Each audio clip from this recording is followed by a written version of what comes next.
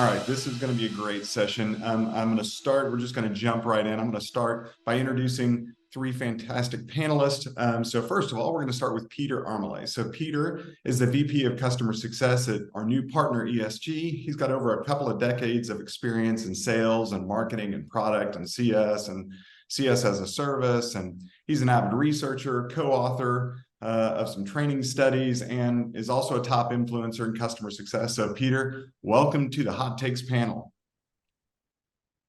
We're going to jump over to Kristen Hayer. So Kristen founded the Success League in 2015. She currently serves as the company's CEO. She's got, again, a couple of decades worth of experience in customer success and sales and marketing. And she works with a lot of growth stage tech companies, and she's published hundreds of articles, many of which I have read on CS, and she hosts the Innovations and Leadership podcast on the Success League Radio. So Kristen, welcome to the panel. Thank you so much. Awesome. And then last, certainly not least, we have Erika Brookes. Erika is the CMO at Higher Logic, also one of our new partners. She's got about 20 plus years of experience in B2B and B2SMB and B2C business. And she really kind of focuses on that scaled growth model.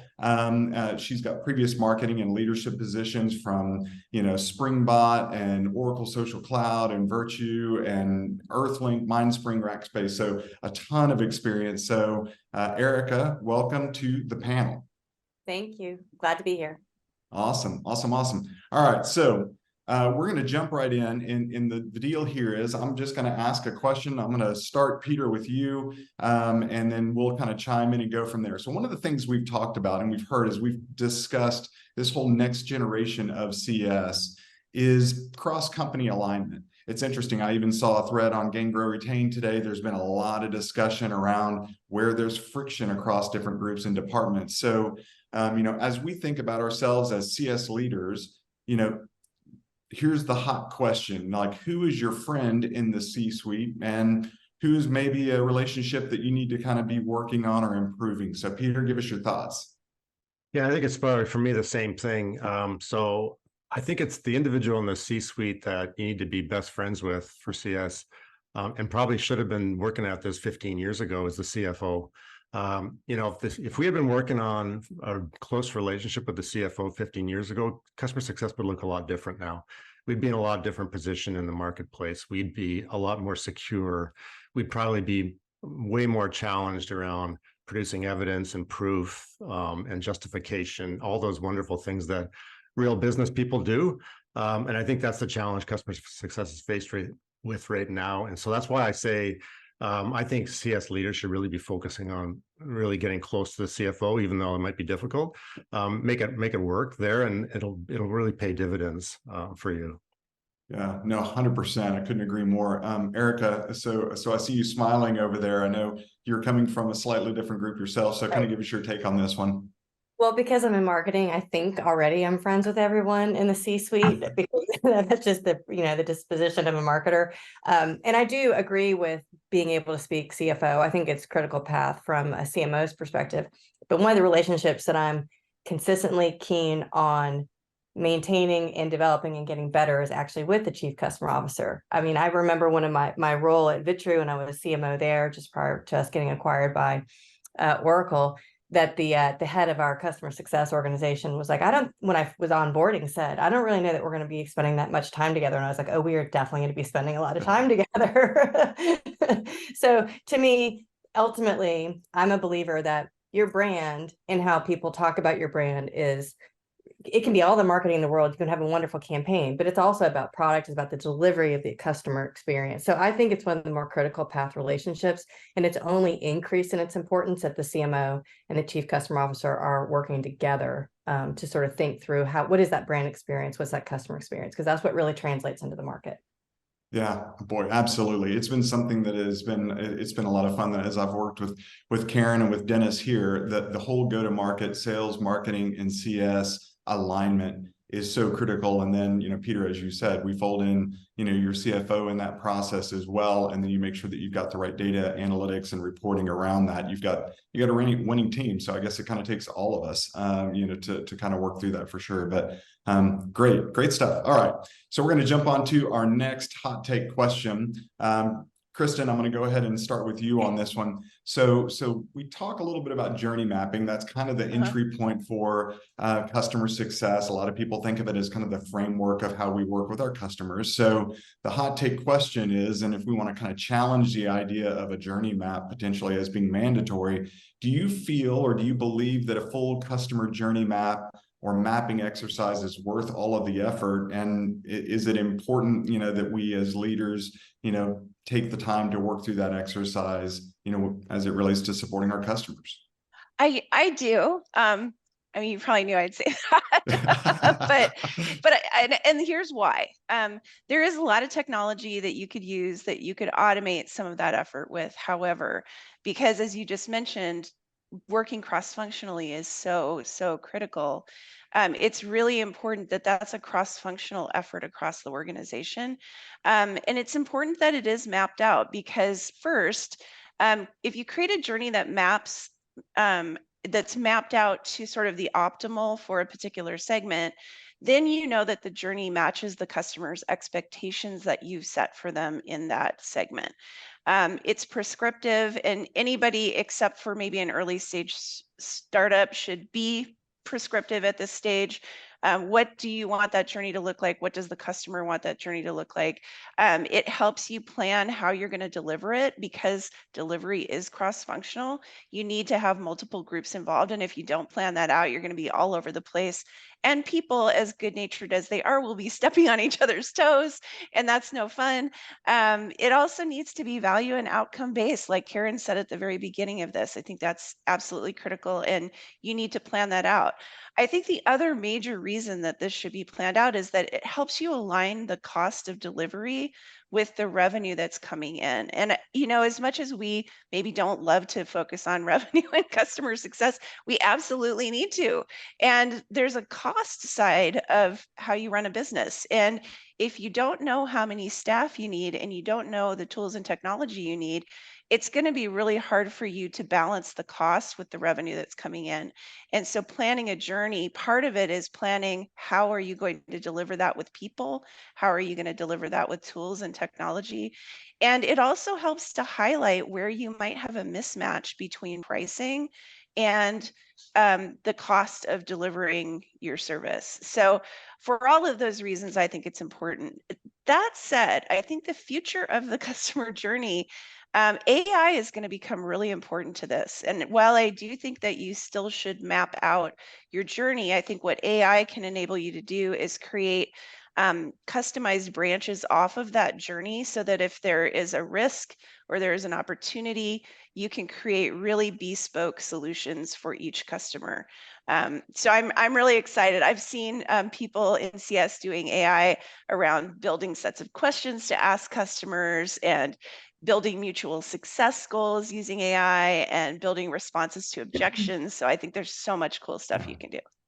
Yeah, boy, I couldn't agree more. And the things that you called out, it's interesting because it does create a level of consistency when you think about how you're working with your customer, and efficiency too, which Peter, as we have our new friend, our CFO, they're going to be super excited that we're more efficient and taking control of our costs. So Peter, I know you guys at ESG, I've been working with your team and Sheik and everybody over there on some of the things around journey mapping exercises and stuff like that you guys do as well. So do you have any additional input on this one? Yeah, I mean, first of all, I agree with everything Kristen said. She and I have had lots of conversations over the years about journey mapping, and I actually think of her as like the real specialist in our community around that. We do that, of course, too, at ESG. We have a really good practice, and we believe it is foundational in customer success. And moreover, I think it's a transformation. It has transformational power, the customer journey mapping exercise. And I say that because I've been through so many of them. I've seen the light bulbs that go off on, say, day 2 of the participants who maybe approach the exercise a little bit cynically, maybe a little bit half-heartedly. By day 2, they're like all in. And it's amazing when you have the right stakeholders in the room, you actually finally realize customer centricity can be a real thing at a company, because we pay a lot of lip service to it, but silos are the antithesis of customer centricity. And the customer journey mapping exercises attacks that structure. And that's why I love it. I just love the transformational power of it. And I think if people took it seriously, we could actually make movement here in that direction to really become truly customer centric. That's awesome. Awesome. Cool. Thanks, Peter. All right. So we're going to jump into our last hot take question. This one is going to be around community. So Erika, we're going to start with you on this. And this is interesting. At our last customer advisory board that we had earlier this year, we started talking about community just because we were discussing scaled and scaled CS. And that's, you know, the next thing you talk about when you're talking about scale is community. And then the question came up, who is responsible for community? And then even as we kind of dug further into that, it's like, okay, well, who owns it within the organization? And I would say even almost more importantly, what are the metrics of success that you look at for a community? So give me your thoughts on those questions. Well, so my first hot take on this is that your customers already have a community. They're already a community. You just need to give it a place. So for everybody who doesn't think that there is a community of their customers that exist, there is one. It's just happening in a place that you aren't seeing it, and you're not part of the dialogue, and you're not necessarily deriving any benefit from it. So that's the first hot take I have on that question. The second thing I'd say, the ownership one, it goes back to what Kristen and Peter are talking about. And it's one that I feel really strongly about. You know, it's a false construct to say, oh, okay, marketing owns it, or CS owns it, customer experience owns it. At the end of the day, I think you need to start with what your goal is. You know, what is your goal when setting up a community? And then start to think about how you can, it is a cross-functional construct. There's just no doubt about it. And how can you assign tasks related to the community to where it's alike to or akin to someone's job responsibility? And I think you really, again, you got to start with what your end goal is in mind. And you don't need to solve all of this with a community. You can start with, I want to solve this, you know, and it could be something like office hours or something to that effect. And then build on that to add other programs to it over time. Obviously, the sort of wherewithal, the big dream for community is that, to your point about metrics, is it really can solve a top line set of metrics around NRR, you know, and then underneath that, you can talk about retention and renewals and what that renewal rate is.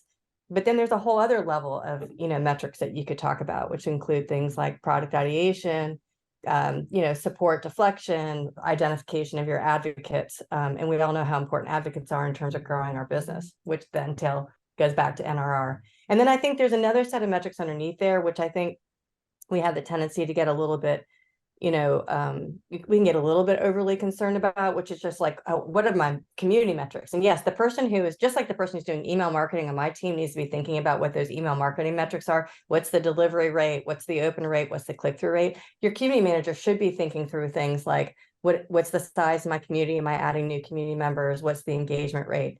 But, you know, at the executive level, you do have to recall or remember deep down inside that there's a 99 and 1 metric there, which is 90% of people are going to be lurkers, but they're going to derive benefit from your community. About 9% of people are going to be, you know, your contributors. And then there's the 1% that are your champions. That at the end of the day doesn't mean you're not going to solve that NRR metric at the very top of the pyramid. It's just sort of how really truly social and community has generally worked over time. So that's just a few thoughts on it. I'm sure Peter and Kristen have other thoughts. Yeah, Peter, Kristen, you guys got anything else to add to that one? What I've go ahead, seen. Kristen. Oh, go ahead, Peter. No, you go.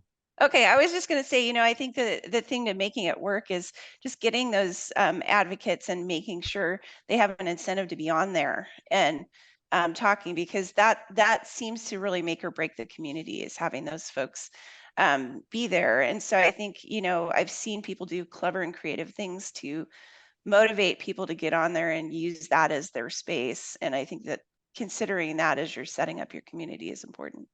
Yeah, I was going to say similarly, advocates, champions, but I would go a little bit further and say, like the true ones, I don't think they need like badges and stuff. I think they just need acknowledgement that they are experts and that their information is valuable and being shared appropriately. I think That's some of awesome. them like badges, though. Yeah. I like badges. You gotta have something to put on LinkedIn, right? Perfect. Yes. All right. So here we go. We're going to jump in. We got a couple of minutes left, and we're going to jump to our rapid fire questions. I got a couple of hot ones. So I'm just going to ask each of you a single question, and then we're going to wrap things up. So my first question is a pretty hot topic. And the rule is you got to answer it in just a couple of words. So you don't get to go into a long explanation, which makes this tricky. So the first question, this kind of came up on a YouTube video or a podcast that I saw recently. Are CSMs by today's standard practice or definition lazy? So Kristen, I'm going to give you that hot topic Oh my question. gosh. No, they're not lazy. They're That's enough. busy. They may not be as effective as they should be, but they're definitely not lazy. Right.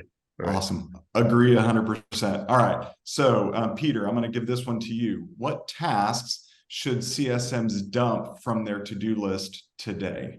Escalation management. Ooh, that's a good one. That's a good one. All right. And Erika, I'm going to give you this next one. Are QBRs or business reviews helpful for customers? Yes and no. I believe that QBRs should be reimagined. And if anybody hasn't seen Rachel Orson, just if you guys don't know, our Chief Customer Officer at Success Smart Recruiter, she just did a whole thing on reimagining QBRs. Yeah. It having a value-based review is kind of where it's at right now, and you can't. The old QBR of spouting numbers is just, it's dead, and nobody's interested in it. So very good. All right. We are basically at time. So thank you, panelists. I really appreciate you guys. And it's just been a great conversation. So I appreciate your time and involvement here.